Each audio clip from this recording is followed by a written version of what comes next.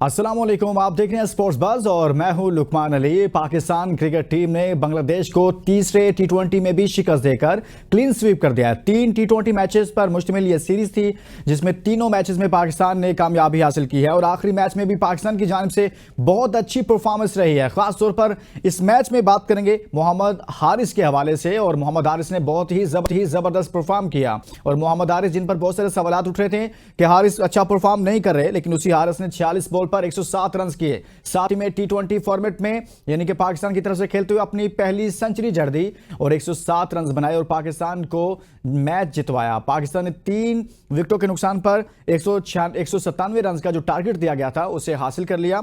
सिर्फ और सिर्फ 17.2 ओवर्स में पाकिस्तान ने इस टारगेट को हासिल कर लिया। लेकिन सवाल यह है कि इस टूर्नामेंट में यानी कि बांग्लादेश के खिलाफ पाकिस्तान मोहम्मद रिजवान को ड्रॉप कर चुका था, बाबर आजम को ड्रॉप कर चुका था, शाहीन शाह अफरीदी को बांग्लादेश के खिलाफ सीरीज में ड्रॉप कर दिया गया था।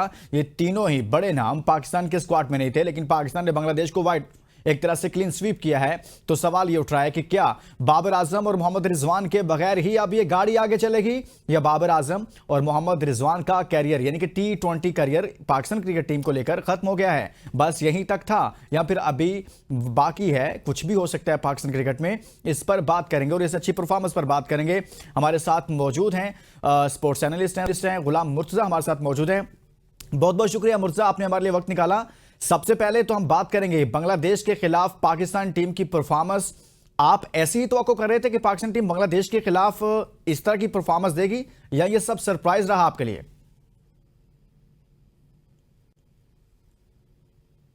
नहीं, तवक्को ऐसी थी क्योंकि पाकिस्तान के जो तमाम परफॉर्मर्स हैं वो पीएसएल में परफॉर्म कर चुके थे और खुसूसी तौर पे हमें माइक हैसन जो पाकिस्तान के नए हेड कोच बने हैं उनको दाद देनी पड़ेगी कि जिस तरह उन्होंने यंग लड़कों को सिलेक्ट भी किया, क्योंकि वो सिलेक्शन कमेटी आ गया, और दीगर सिलेक्टर्स को भी दाद देनी पड़ेगी कि उन्होंने यंगस्टर पे एतमाद किया। पीएसएल के परफॉर्मर और पाकिस्तान के लिए जो खेलने वाले खिलाड़ी हैं जिन्होंने अच्छा परफॉर्म गुज़िश्ता सीजन में कर रहे थे तो उनको चांस दिया। तो नए प्लेयर्स के ऊपर एतमाद करना ये अच्छी बात है।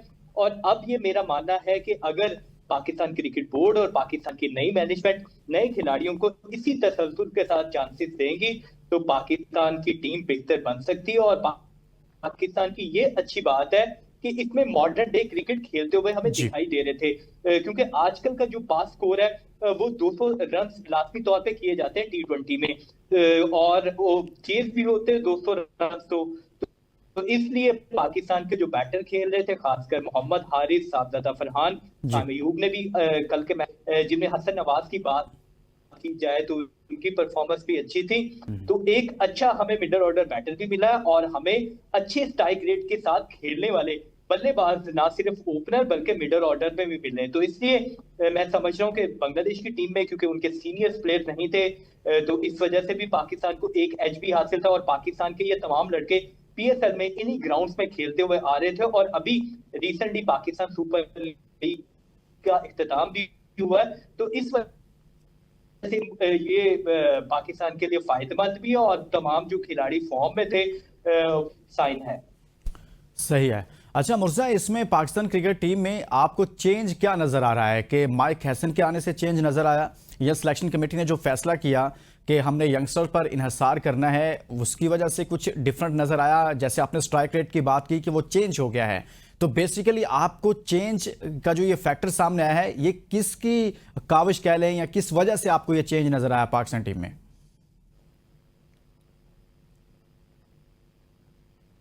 दो अफराद की इसमें सबसे ज्यादा कोशिशें और उनका किरदार है। एक माइक हैसन है और दूसरे हमारे कप्तान सलमान अली आगा है। जब टीम की मीटिंग हुई थी इस सीरीज से पहले तो उसमें बाकायदा तौर पे ये डिसाइड किया गया था कि हमने मॉडर्न डे क्रिकेट खेलनी है। और जब डिसाइड किया गया था और तमाम उन्हीं प्लेयर्स को कहा भी गया था, पैगाम पहुंचाया गया था कि हमने मॉडर्न डे क्रिकेट खेली और उसके ऊपर जो पूरा उतरेगा उसको चांसेस दिए जाएंगे। इसीलिए हसन नवाज की आप बात करें, हम मोहम्मद हारिस की बात करें, साबजादा फरहान की बात करें, सामयूब की बात करें, फखर जमान की बात करें, तो इनके ऊपर एतमाद किया गया, इनको कहा गया। और यही पाकिस्तान के मुस्तकबिल में भी हमें अप्रोच देखने को मिलेगी, क्योंकि कहा गया है कि हमने उस दौर में जो दीगर टीमें जो क्रिकेट खेल रही हैं, ऑस्ट्रेलिया खेल रहा है, इंग्लैंड खेल रहा है, इंडिया खेल रहा है, या दीगर जो टीमें खेल रही है मॉडर्न डे क्रिकेट, उसी तर्ज की क्रिकेट खेलनी है, ताकि हम जो पीछे रह चुके थे T20 क्रिकेट में वो गैप फिल किया जाए। तो इसलिए दोनों जो अफराद को दाद देनी जरूरी है, और पाकिस्तान टीम की मैनेजमेंट ने ये फैसला किया है कि अगर हमारे खिलाड़ी या बैटर PSL में देखें, मोहम्मद रिजवान ने रन्स किए थे, 300 से ज्यादा रन्स किए थे, लेकिन उनको इसमें चांस नहीं मिला। स्ट्राइक रेट का प्रॉब्लम है, स्ट्राइक रेट का कहा गया था, और स्ट्राइक रेट जिनका बेहतर है उन्हें चांस दिया जाएगा। ये पाकिस्तान क्रिकेट बोर्ड की और मैनेजमेंट की अच्छी बात भी है, और मुझे लगता है कि अगर इसी के ऊपर रिस्ट्रिक्ट रहेंगे, बड़े टूर्नामेंट से पहले ऐसा नहीं होगा कि किसी सीनियर प्लेयर की एंट्री होगी तो ये टीम बन जाएगी। अगर हम इसी तरह पुराने जो प्लेयर्स हैं जो जिनका स्ट्राइक रेट कुछ बेहतर नहीं है, मॉडर्न डे क्रिकेट की अप्रोच नहीं है, जी, तो अगर उनको दोबारा मौके देंगे, उनको दोबारा वापस लेके आएंगे, खासकर T20 क्रिकेट में, तो पाकिस्तान की क्रिकेट फिर पीछे जाएगी, और इन्हीं यंगस्टर के ऊपर एतमाद करने की जरूरत होगी हमें। जी मुर्तजा, जब हम ये बात कर रहे हैं पाकिस्तान टीम के यंगस्टर्स ने परफॉर्म किया और बहुत अच्छा परफॉर्म किया, तो हम कुछ फ़खर जमान की बात करेंगे। लास्ट 2 मैचेस में फ़खर जमान भी प्लेइंग 11 का हिस्सा नहीं रहे हैं, तो आप समझते हैं कि फ़खर जमान का भी कहीं ना कहीं बैकअप जो है वो सामने आ रहा है? पाकिस्तान टीम मैनेजमेंट की इस सीरीज से पहले बाकायदा तौर पे ये तमाम जो ये इश्यूज थे ये सामने लाए गए थे, और उन्होंने प्लेयर से बात की थी कि हम रोटेशन पॉलिसी अपनाना चाहते हैं, ना सिर्फ फास्ट बॉलर्स की बल्कि बल्लेबाजों की भी। तो इसलिए फ़खर जमान को भी कहा गया था और तमाम प्लेयर्स को इस हवाले से पहले ही इन्फॉर्म कर दिया गया था कि रोटेशन पॉलिसी के ऊपर अमल दरामद किया जाएगा। इसलिए फ़खर जमान को तो हमने देखा है कि वो पहले भी हमारे जो मार्क्स है उसमें परफॉर्म करते रहे, और सबको उनके ऊपर रहता है और इनका हिस्सा है, और अगले बड़े टूर्नामेंट का उम्मीद का इजहार भी करते हैं। तो इसलिए कहा गया, उन्हें 2 मैचेस ड्रॉप किए गए थे। साइम अयूब क्योंकि अनफिट होने के बाद PSL में वो खेले थे, लेकिन उनकी फॉर्म वापस नहीं आई थी, तो उनको मुसलसल 3 मैचेस में चांस दिए गए।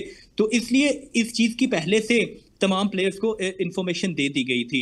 तो ये अच्छी बात है कि खिलाड़ियों के साथ जब कोचेस बैठते हैं और कप्तान बैठता है और बात करते हैं कि हमने रोटेशन पॉलिसी अपनानी है, या जो उनके प्लान्स होते हैं उनको आगाह किया जाता है खिलाड़ियों के साथ, तो इस वजह से उनके दरमियान अंडरस्टैंडिंग भी बेहतर रहती है। तो इसलिए मैं समझता हूँ कि ये मैनेजमेंट कुछ अभी, क्योंकि जब सीरीज जीते तो बहुत सारी चीजें अच्छी भी लगती हैं, लेकिन जिस तरह कल कप्तान ने भी हमें बताया कि सलमान अली आगा ने, कि तमाम चीजें पहले ही डिस्कस हो चुकी हैं, और ये भी उन्होंने कहा कि जब तक मैं कप्तान हूं हम मॉडर्न डे क्रिकेट ही खेलते हुए दिखाई देंगे, कि जब तक सलमान अली आगा है पाकिस्तान जो स्ट्राइक रेट का प्रॉब्लम है वो हमें देखने को नजर नहीं आएगा। एक ब्रेक लेते हैं, ब्रेक के बाद वापस आएंगे। तो मुर्तजा हमारे साथ मौजूद हैं, पाकिस्तान क्रिकेट पर बात कर रहे हैं, और साथ में कुछ बात करेंगे अरशद नदीम के हवाले से, क्योंकि एक लंबे अरसे के बाद एक और मैदान में उन्होंने पाकिस्तान को गोल्ड मेडल जितवाया है, यानी कि एशिया के मैदानों में। एक ब्रेक के बाद इस पर मजीद बात करते हैं। Stay with us.